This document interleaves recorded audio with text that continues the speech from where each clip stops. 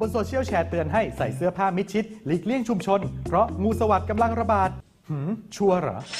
ศูนย์ชัวร์ก่อนแชร์สำนักข่าวไทยอสมทเดินทางไปสอบถามกับนายกสมาคมแพทย์ผิวหนังแห่งประเทศไทยครับงูสวัสด์ระบาดจริงไหมครับไม่จริงครับเพราะงูสวัสด์เป็นการติดเชื้อที่มาจากภายในตัวของคนไข้เองคนไข้จะต้องได้รับเชื้อไวรัสที่ทำให้เกิดโรคนี้โดยผ่านทางระบบหายใจอะไรก็ตามถ้าไม่เคยมีภูมิต้านทานมาก่อนก็จะเป็นอิสุกอิสัยโดยทั่วไปคนเราเป็นอิสุกอิสัยตั้งแต่เด็กแล้วก็หลังจากหายแล้วผื่นหายหมดไข้ลงแล้วเชื้อจะไปอยู่ในปมประสาทกระดูกไขสันหลังหรือที่สมองและหลายปีถัดมาเมื่อภูมิต้านทานของคนไข้คนนั้นลดลงหรือว่าได้รับยากดภูมิหรือเป็นโรคอื่นๆเชื้อไวรัสที่อยู่ในปมประสาทก็จะถูกกระตุ้นให้มีการแบ่งตัวมากขึ้นแล้วก็วิ่งมาตามเส้นประสาททำให้เกิดตุ่มน้ำเป็นกลุ่มๆเรียงตัวเป็นแนวยาวอันนั้นจึงจะเป็นงูสวัสด์แล้วการที่คนอายุมากหลายคนเป็นงูสวัสด์ไล่เลี่ยกันนี้น่าจะมาจากอะไรครับถ้าคนไข้ทั้งหมดนั้นอยู่ในกลุ่มอายุเดียวกันเช่นอายุตั้งแต่50 ปีขึ้นไปก็เป็นไปได้ที่คนไข้พวกนี้ภูมิต้านทานของงูสวัสด์ลดลงหรือร่างกายอ่อนแอลงก็เลยมีการกระตุ้นเชื้องูสวัสด์แต่คงไม่ใช่เป็นการที่ระบาดไปตามอากาศแล้วก็ทำให้คนเป็นงูสวัสด์ทั้งทั่วไปหมดงูสวัสด์ติดต่อได้ไหมครับ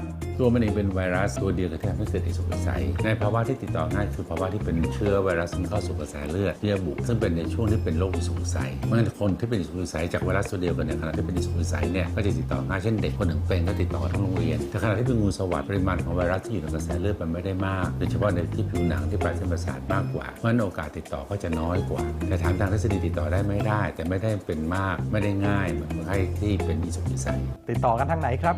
ส่วนใหญ่ไปทางระบบหายใจถามว่าจากผื่นที่กำลังมีเชื้ออยู่เนี่ยถ้าไปสัมผัสติดต่อได้ไหมก็มีโอกาสได้แต่จะน้อยกว่าทางระบบหายใจ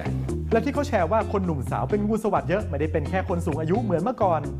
การที่ภูมิต้านทานลดลงเป็นได้ทุกระยะเป็นแต่เราเจอบ่อยกว่าโดยทั่วไปในคนที่อายุมากงั้นถ้าคนอายุน้อยแล้วเกิดภูมิต้านทานเขาลดลงก็อาจจะเป็นจากตัวเขาเองหรือว่าได้รับยาหรือเป็นโรคติดเชื้อบางอย่างเช่นพวกเอดส์พวกนี้ก็จะมีโอกาสเป็นงูสวัสด์ได้มากขึ้นเร็วขึ้นหรือคนที่ฉีดวัคซีนอิสุกอิสัยตั้งแต่เด็กเขาพบว่าบางคนก็จะเป็นงูสวัสด์เร็วขึ้น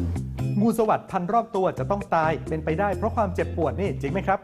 เส้นประสาทไม่เคยวิ่งรอบตัวมันผื่นงูสวัสด์ที่เป็นด้านใดด้านหนึ่งมันทำให้เกิดเส้นประสาทอักเสบคนไข้จะมีการตั้งแต่ปวดชาหรือบางคนมีอาการอ่อนแรงพอผื่นยุบลงก็จะหายไปแต่อย่างไรก็ตามมีคนไข้กลุ่มหนึ่งอาจจะเกิดมีเส้นประสาทอักเสบอยู่ได้นานหลังจากที่ผื่นยุบคนไข้พวกนี้จะมีการปวดได้นานและอาจจะรุนแรงแต่ไม่ทำให้ถึงตายในกรณีเดียวที่งูสวัสด์จะ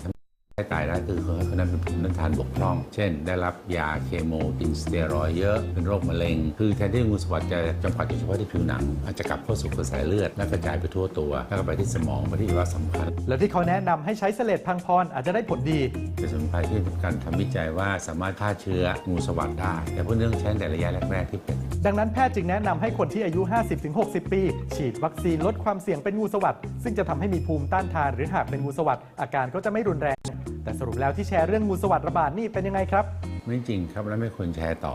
เข้าใจรู้จักป้องกันอย่างถูกวิธีจะทำให้ไม่ตื่นตกใจจนเกินไปนะครับยังมีอีกหลายเรื่องน่าสงสัยบนสังคมออนไลน์หากได้รับอะไรมาอย่าเพิ่งแชร์ต่อร่วมตรวจสอบไปด้วยกันกับชัวร์ก่อนแชร์ชัวร์ก่อนแชร์ตรวจสอบให้แน่ใจก่อนที่จะแชร์ทุกครั้งนะครับสนับสนุนโดยกองทุนพัฒนาสื่อปลอดภัยและสร้างสรรค์